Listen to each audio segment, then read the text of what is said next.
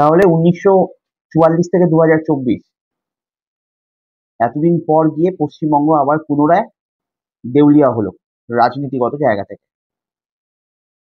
নিঃস্ব হয়ে গেছে পশ্চিমবঙ্গ, ফকির হয়ে গেছে পশ্চিমবঙ্গ।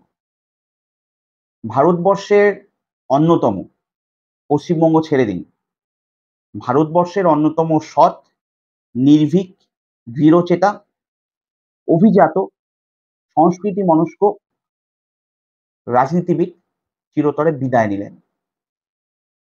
বিদায় নিলেন পশ্চিমবঙ্গের প্রাক্তন মুখ্যমন্ত্রী কমরেড বুদ্ধদেব ভট্টাচার্য। আজকে যখন সংবাদ মাধ্যমগুলোতে দেখছিলাম যে পাম এভিনিউর ওই ফ্ল্যাটটা 2 কামরা 2 বিএইচকে ফ্ল্যাট, একই সাথে সহাবস্থান করছে রবীন্দ্রনাথ, মোনালিসা, লেনিন, অসংখ্য বই। তখন গিয়ে বুঝতে অসুবিধা হয় না যে বুদ্ধদেব ভট্টাচার্যকে তো আমরা চিনতে পারিনি। তার কারণ তার যে চিন্তা ভাবনা ছিল, তার যে ধারণ ক্ষমতা ছিল, যে দূরদর্শিতা ছিল, আমাদের ওই বিদ্যাই নেই যে আমরা সেটা ধরতে পারবো। আর তাই ভুল বুঝে ফেলেছি। ওই ব্লাইন্ডনেস সিনেমাটার মতো, কুসংস্কার যেরকম সবাইকে অন্ধ করে দিয়েছিল, মানে কেউ কিছু দেখতে পাচ্ছে না আর সবাই কুসংস্কারাচ্ছন্ন হয়ে গেছে, একটি মানুষ কেবলমাত্র দেখতে পাচ্ছিল এবং সে পাগলের মতো চারিদিকে দৌড়ে বেড়াচ্ছে সবাইকে বোঝানোর জন্য, কিন্তু কেউ বোঝেনি, কাউকে আর দেখাতে পারেনি সে। অনেকটা সেই অবস্থা হয়েছে আমাদের। ভাবুন একজন ভদ্রলোক, সে মুখ্যমন্ত্রী, কোলাপুরি জুতো বা চপ্পল, তার সাথে হচ্ছে ধুতি পাঞ্জাবি, 2 কামরার ফ্ল্যাটে আছেন এবং শেষ দিন পর্যন্ত ওটাকেই আগলে ধরে থেকেছেন। মুখ্যমন্ত্রী থাকাকালীন ওখানে থেকেছেন। মুখ্যমন্ত্রী বাসভবন কখনো ব্যবহার করেননি। তো যতই নিরাপত্তার দোহাই দিক, যাই দিক, যে যা খুশি বলুক। রাজনৈতিক জায়গা থেকে রাজনীতির মানুষদের বিশ্লেষণ হবে এটাই স্বাভাবিক। সে মৃত্যুর আগে হোক আর মৃত্যুর পরে। তারপরেও দেখছি অনেকে অনেক কিছু নিয়ে চিন্তা করছেন, সমালোচনা করছেন। চোরেদের সরকারে আর থাকবো না, এটা নিয়ে এখন খুব কথাবার্তা চলছে। সবে গত হয়েছেন তাতেই, 2 দিন পর হয়তো আরো বাড়বে। কার বাপের কটা বেটা, কার ঘাড়ে কটা গর্দান আছে, এই মুহূর্তে দাঁড়িয়ে বলুন তো যে চোরেদের সরকারে থাকবো না কোনো নেতা বা মন্ত্রী বা কোনো কর্মী। নেতা মন্ত্রী ছেড়ে দিন, কোনো বুথ লেভেলের কর্মী ওই বুথ লেভেলের সভাপতির সামনে বলে দিন যে চোরেদের সরকারে থাকবো না, তারপর বেরিয়ে আসুন। যদি বেরিয়েও আসতে পারেন, যাওয়ার যে আর কোনো জায়গা নেই পুনরায়, এটা লিখে রাখুন। ভদ্রলোককে বামপন্থী সংগঠন বা তাদেরকে কেন্দ্র করে গঠিত মন্ত্রিসভা, যারা নীতিগত জায়গা থেকে অন্তত বলা যায় যে ভীষণ কঠোর অবস্থানে থাকে, তারা ফিরিয়ে নিয়েছিল। ব্যক্তিত্ব বা দৃঢ়তা কোথায় থাকলে এটা সম্ভব, আগে ওটা ভাবুন, তারপর তো বাকি সমালোচনা। ভুল নীতির জায়গা থেকে একটি মানুষ ভারতবর্ষের প্রধানমন্ত্রীত্বের দাবিদার, দিনের পর দিন লোকসভা ভোটের প্রচারে মিথ্যে কথা বলে গেছে, একটার পর একটা মিথ্যে বলেছে, মিথ্যের মা বাপ ছিল না শেষ পর্যন্ত, যা খুশি তাই বলেছে।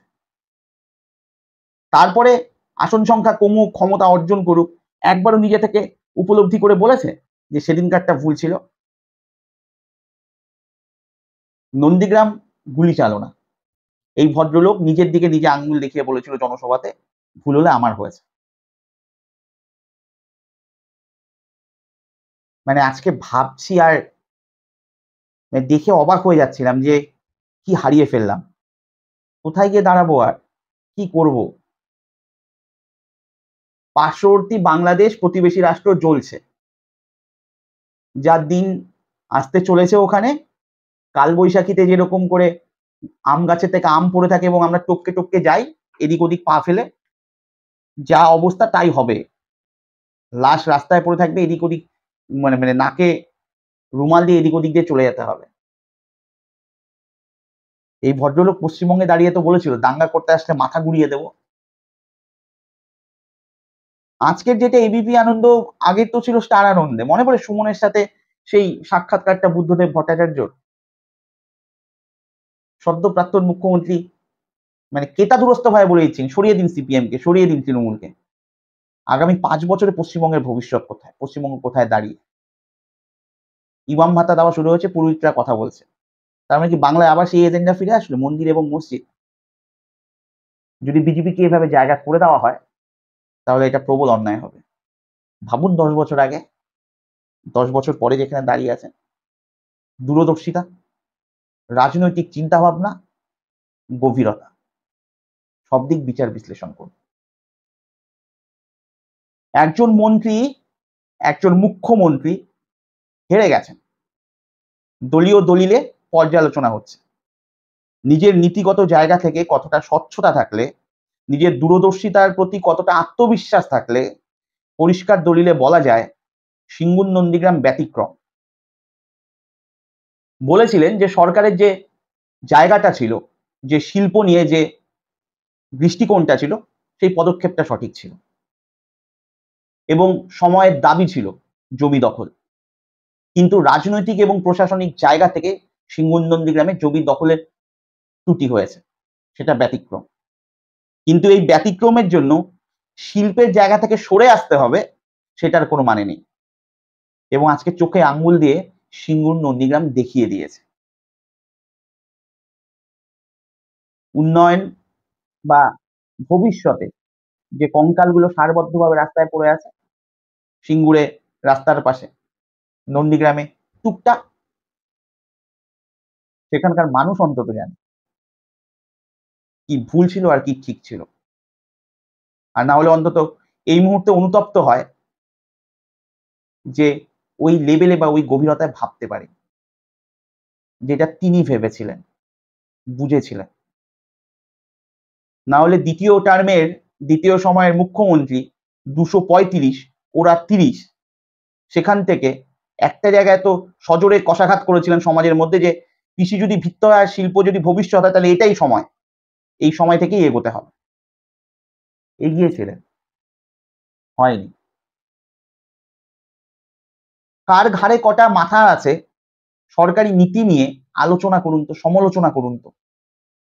এই ভদ্রলোক তো বলেছিলেন না 2006 সালের সম্ভবত কোনো শিল্প সম্মেলনে দাঁড়িয়ে যে আমাদের দুর্ভাগ্য আমাদের দল বন্ড ডাকে। সিটুর জঙ্গি আন্দোলনের বিরুদ্ধে সরব হয়েছিলেন, বন্ড রাজনীতি নিয়ে বীতশ্রদ্ধ হয়ে গেছিলেন, দলের প্রচুর নেতা সমালোচনা করেছে, প্রবীণ জ্যোতিবাবুর কাছে গিয়ে নালিশ করেছে, লাভ হয়নি। নিজের জায়গায় নিজে স্থির ছিলেন। একটি মানুষ পড়াশোনা করেছে, বাংলা অনার্স নিয়ে পড়েছে, তার অগাধ জ্ঞান, সে সংস্কৃতি মনস্ক, প্রচুর নাটক লিখেছেন, কবিতা লিখেছেন, স্বনামধন্য শিল্পীরা বা আবৃত্তিকাররা সেই কবিতা আবৃত্তি করেছেন, অনেক হয়েছে। প্রেসিডেন্সি কলেজ, কলকাতা বিশ্ববিদ্যালয়, তারপর সিপিএম এর স্থায়ী সদস্য, ডিআইএফআই এর প্রথম সম্পাদক, তারপর তথ্য প্রযুক্তি মন্ত্রী, তারপর সেখান থেকে পুলিশ মন্ত্রী, সেখান থেকে মুখ্যমন্ত্রী, আর তো কিছু পাওয়ার বাকি ছিল না। ভাবুন আজকে খবরের কাগজে পড়ছি তারপর ভদ্রলোক আলিমুদ্দিনের দুবেলা যেতেন কেবলমাত্র পড়াশোনা করবে বলে। ওই গভীরতা, ওই চিন্তা মনস্ক, যোগী টাইপের যিনি, যিনি রাজনীতির ক্ষেত্রে যোগী বলতে পারেন, সেই মানুষটাকে নিয়ে আমরা কি ছিনিমিনিটাই না খেলেছি। দলের জায়গা থেকে বা সরকারের জায়গা থেকে ভুল ত্রুটি তো ছিল, নিজেও বলেছেন সেটা, প্রকাশ্যেই বলেছেন। কিন্তু মানুষ বুদ্ধদেব নিয়ে বলার ধৃষ্টতা বা সাহস না কোনো তার বিরোধী মতাদর্শ সম্পন্ন বা মতাদর্শ বা মনোভাবা সম্পন্ন রাজনীতিবিদদের রয়েছে, না কোনো রাজনৈতিক দলের রয়েছে। ভাবুন তার সমালোচনা করেছে পার্থ চট্টোপাধ্যায়, মানিক ভট্টাচার্য, এরা তার সমালোচনা করেছে। বামপন্থীরা ভগবানে বিশ্বাসী কিনা এ তো আমার ঠিক জানা নেই, কিছু ক্ষেত্রে দেখেছি, আবার কিছু ক্ষেত্রে দেখেও নি।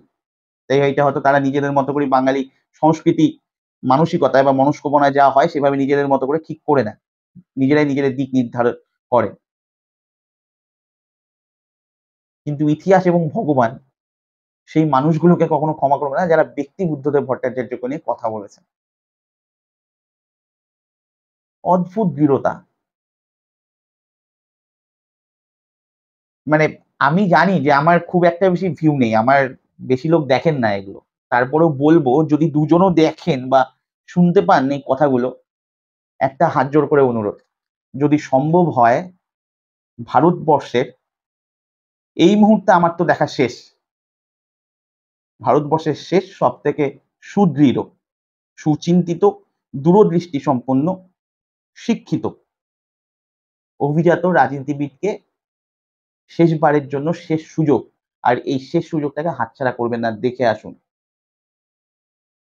এই একটি মানুষ এই রাজনৈতিক যে প্রজাতিটা রয়েছে, বর্তমান রাজনীতি, অতীতের রাজনীতি এবং ভবিষ্যতের যে রাজনীতি আসতে চলেছে তার মিসিং লিঙ্ক। খুব রেয়ার এই জাতিটা। রাজনীতির মধ্যে এই বুদ্ধদেব ভট্টাচার্যের যে জাতি বা প্রজাতিটা রয়েছে, এটা খুব রেয়ার। আগামী 100 বছরে আসবে কিনা সন্দেহ রয়েছে। তাই পশ্চিমবঙ্গবাসীর কাছে বিশেষভাবে করজোড়ে অনুরোধ, যে যেখানে আছেন, যদি পারেন শেষবারের মতো শেষ সুযোগ, শেষ দেখা দেখবার, একবার দেখে আসুন। এরকম সৎ, এরকম দূরদর্শী, এরকম শিক্ষিত, অভিজাত, আমার তো হ্যান্ডুও মনে হয়, রাজনীতিবিদ পাবেন না, যে প্রতিদিন ওই পা মেরুনের বাড়িটা থেকে 2 কামরার ফ্ল্যাটের থেকে বেরিয়ে যখন মুখ্যমন্ত্রিত্ব করতে যেতেন, আয়নার সামনে দাঁড়িয়ে কেবলমাত্র ওই ইস্তারি করা ধুতি পাঞ্জাবিটা দেখতেন না। যিনি দাঁড়িয়ে ভালো মতো দেখতেন অন্তর্নিহিত দেব বুদ্ধদেব ভট্টাচার্য সে আদৌ পশ্চিমবঙ্গবাসীর জন্য নিবেদিত কিনা। ভালো মতো নিজেকে নিজে পরীক্ষা নিরীক্ষা করে, পরীক্ষণ করে তারপর বেরোতেন, তারপর গাড়িতে উঠতেন। যদি হেরে না যেতেন আর কোনো কারণে দলের অধঃপতন যদি আরো হতো, আমি নিশ্চিত কোনো একদিন ওই আয়না দেখতে দেখতেই হঠাৎ করে পার্টি অফিসে ঢুকে বলে যেতেন, আলিমুদ্দিন স্ট্রিটের সেই অফিসে ঢুকে, যে হবে না আর, আমি সরে আসলাম, হেরে গেছেন। আর যিনি হারিয়েছেন তিনি আজকে কোথায়? আজকে খুব ইচ্ছে করে জানেন, মানে যদি সম্ভব হয় ওই চোখ দিয়ে তো অঝরে জল পড়বে, তার আগে ওই দূর থেকে দাঁড়িয়ে একবার এরকম হাতটা জোর করে মনে মনে অন্তত বলা, ভুল বুঝেছি, ক্ষমা করে দেবেন, যদি পারেন। যদি সম্ভব হয় আবার ফিরে আসুন, বা আসবেন কোনো না কোনো জন্মে বাঁচানোর জন্য। দিনের শেষে তো পশ্চিমবঙ্গটাকে ভালোবাসতেন, আপাতমস্তক বাঙালি ছিলেন এবং গর্বিত বাঙালি ছিলেন। তাই যে যেখানে থাকুন, আমি বলছি বিরল প্রজাতির একজন রাজনীতিবিদ চলে যাচ্ছেন, শেষ সুযোগ, ওই নিথর দেহটাকেই দেখে আসুন। শেষ বেলার শেষ সুযোগ, শেষবারের মতো, আর পাবেন না। আগামী কয়েকশো বছরে পাবেন কিনা সন্দেহ রয়েছে। আর বললাম না, আবারও বলতে ইচ্ছে করছে, মানে খুব মনে হচ্ছে একবার হাত জোড় করে মনে মনে অন্তত বলি, যখন সামনের দিক দিয়ে ওই গাড়িটা চলে যাবে, যে ক্ষমা করে দিন, বুঝতে ভুল করেছে। নমস্কার।